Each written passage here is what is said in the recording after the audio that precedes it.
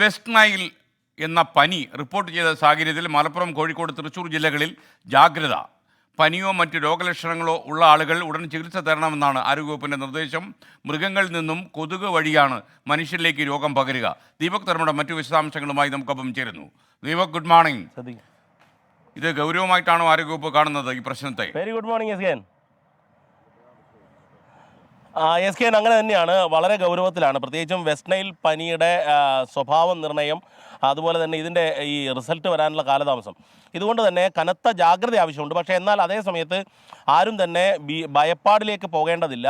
അത്തരത്തിലുള്ള ഒരു ആവശ്യമില്ല, ഏതെങ്കിലും രീതിയിലുള്ള ഭീതിയുടെ ആവശ്യമില്ല. പക്ഷേ ലക്ഷണങ്ങൾ കണ്ടാൽ, പനി അല്ലെങ്കിൽ ആ തരത്തിലുള്ള ലക്ഷണങ്ങൾ കണ്ടു കഴിഞ്ഞാൽ തൊട്ടടുത്ത പൊതുജനാരോഗ്യ കേന്ദ്രത്തിൽ റിപ്പോർട്ട് ചെയ്യണം എന്നുള്ള നിർദ്ദേശമാണ് വന്നിരിക്കുന്നത്. ഇതിപ്പോൾ രോഗം സ്ഥിരീകരിച്ച ആളുടെ ആരോഗ്യനില തൃപ്തികരമാണ്. മറ്റൊരാളുടെ റിസൾട്ട് വരാനുണ്ട്.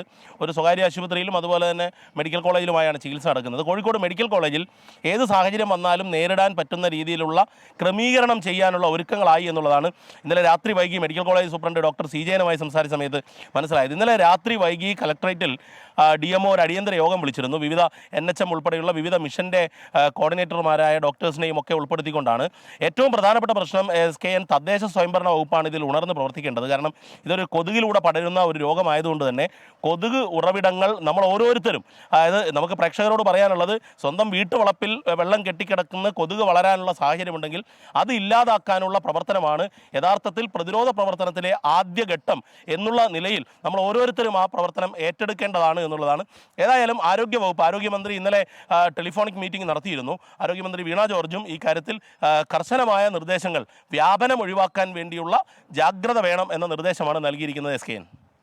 ഓക്കെ, ദീപക് ധർമ്മടം ഇന്ന് ജന്മദിനമാണല്ലോ. Happy birthday. നന്നായിട്ടിരിക്കുക, ആരോഗ്യത്തോടിരിക്കുക, ജനത്തിന് ഗുണം ചെയ്യുന്ന കാര്യങ്ങൾ ചെയ്യുക. Thank you SKN.